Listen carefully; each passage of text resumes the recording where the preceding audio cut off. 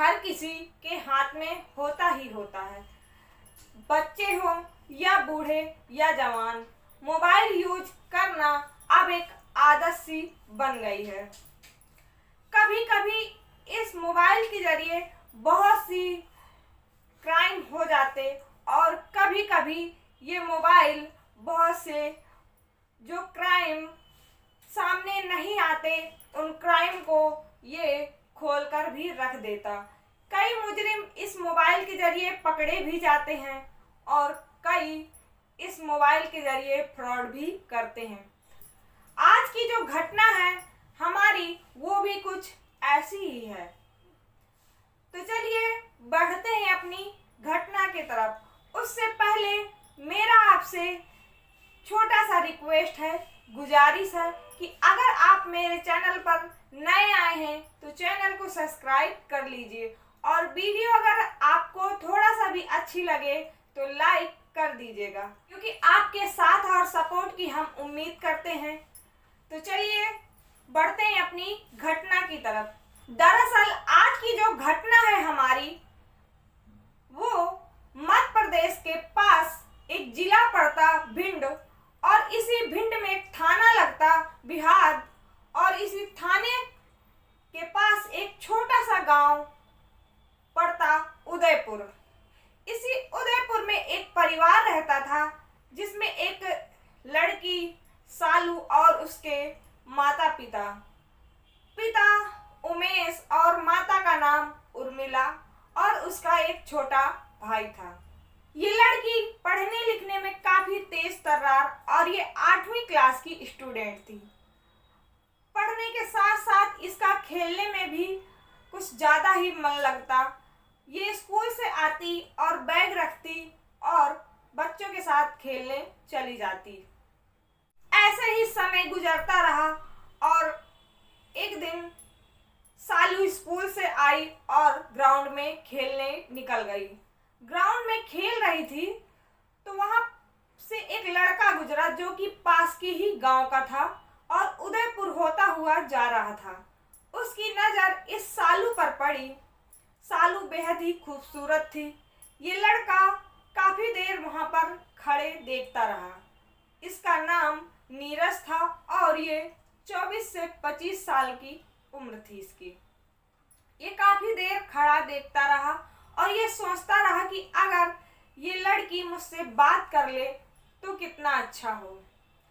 काफ़ी देर खड़े रहने के बाद इस लड़की को अपने पास बुलाया और इससे बातचीत करने लगा। इसका उसने नाम पूछा और काफ़ी देर वहाँ पर खड़ा रहा, बातचीत करता रहा और फिर ये चला गया। अब ये दूसरे दिन उसी समय पर वो फिर उदयपुर आया और वहीं पर ग्राउंड पर खड़े होकर सालू का इंतजार करने लगा। सालू आती है, फिर से इनकी नज़दीकियां बढ़ती है और इसी तरह अब सिलसिला चलता रहा। इनकी नज़दीकियां बढ़ती रहीं। एक दिन इस नीरज ने सालू को एक मोबाइल गिफ्ट दिया तो इस सालू ने मना किया कि नहीं, मैं ये मोबाइल नहीं ले सकती, इसे रखूंगी कहाँ। तो ये नीरज कहता है कि तुम ऐसा करना कि अपनी कॉपी किताब के बीच में इसको रख लेना और जब भी मुझसे बात करना हो तो इसको ऑन कर लेना, बाकी समय इसको ऑफ रखना। सालू ने कहा ठीक है, मोबाइल ले लिया। अब इस सालू को जब भी बात करनी होती नीरज से तो इस मोबाइल को ऑन करती और नीरज से बात करती रहती। एक दिन रात के समय नीरज का फोन आया और इन दोनों की बातें काफी लंबी चलती रहीं। अब ये इतने बेकाबू हो गए एक दूसरे को मिलने को कि नीरज ने कहा कि ऐसा करो कि तुम बाहर आ जाओ, मुझे तुमसे मिलना है। सालू के घर में सारे लोग सो रहे थे। सालू दबे पांव घर से बाहर निकली और नीरज से मिलने चली गई। सुनसान जगह पर ये दोनों मिले और वहीं पर ये दोनों फिजिकल हो गए। अब ये फिजिकल हुए और इन दोनों के बीच एक संबंध बन गया। अब ये सिलसिला एक बार शुरू हुआ तो रुका नहीं, ये अधिकतर अब ऐसे ही मिलते।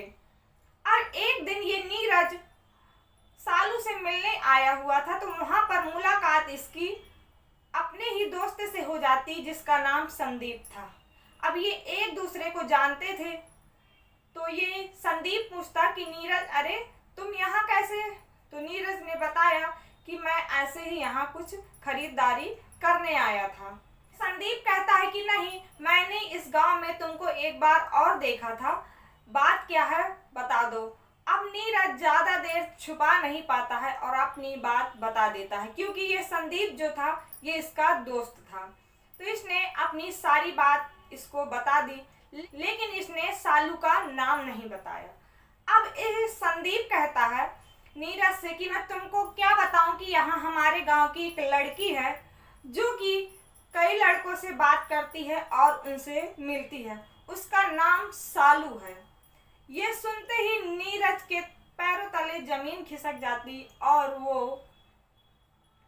वहां से चला जाता। अब नीरज रात को जब फोन लगाता तो इसका फोन वेटिंग जाता। तो ये नीरज पूछता कि सालू तुम किससे बात कर रही थी? तो इस सालू कहती है कि नहीं, मैं किसी से बात नहीं कर रही थी, मेरी फ्रेंड इस नंबर को जानती हैं और मैं अपनी फ्रेंड से बात कर रही थी। ये सालू नीरज को घुमाती और ये उसकी बात मान जाता। ऐसे ही दिन गुजरते रहे। एक दिन नीरज मार्केट गया हुआ था, जहां पर ये सालू को देखता है किसी की बाइक में बैठे हुए एक लड़के के साथ, और ये बहुत ही उसके नजदीक से बैठी थी। ये देखकर बहुत ही गुस्सा होता और वहां से चला आता।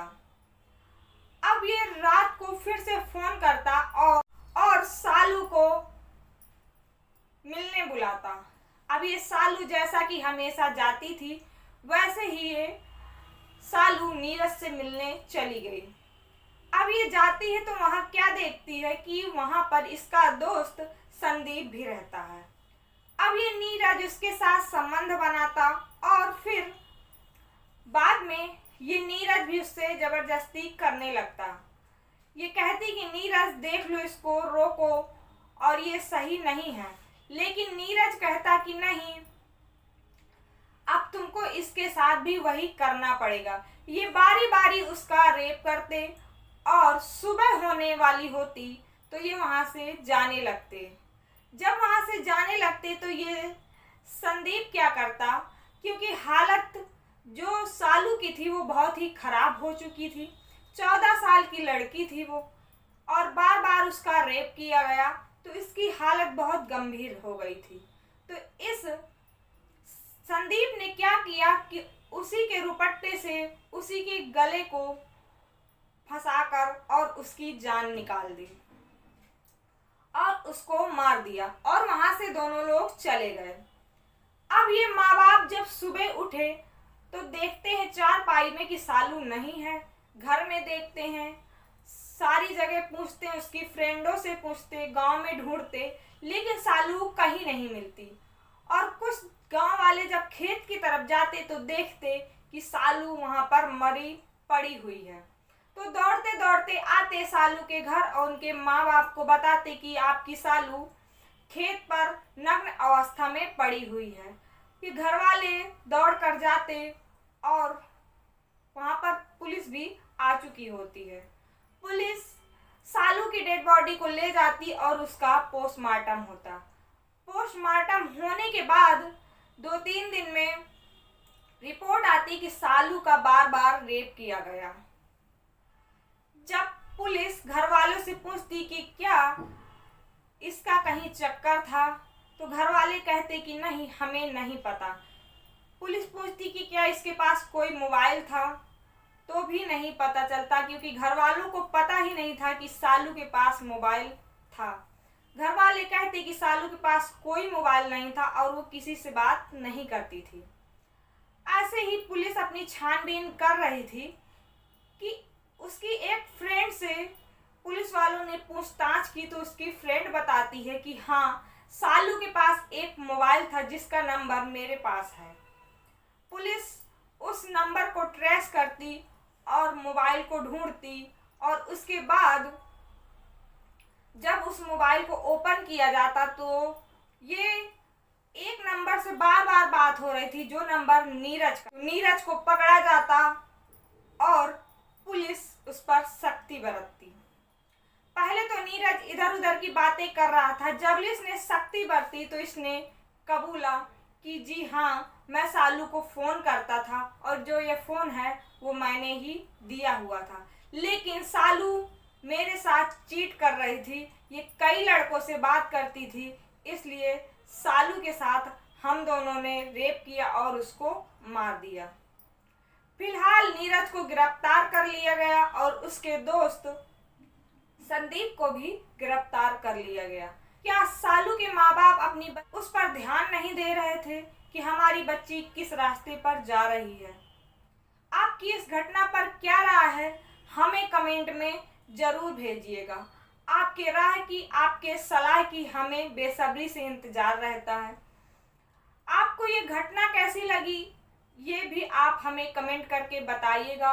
और आप ये घटना कहाँ से सुन रहे हैं, आप अपना नाम और अपने शहर का साझा करिएगा हमारे साथ। तो आज की घटना में बस इतना ही। मिलेंगे एक नई घटना के साथ, एक नई जानकारी के साथ, आपको सतर्क और आपको सचेत करने के लिए। तब तक के लिए जय हिंद, जय भारत।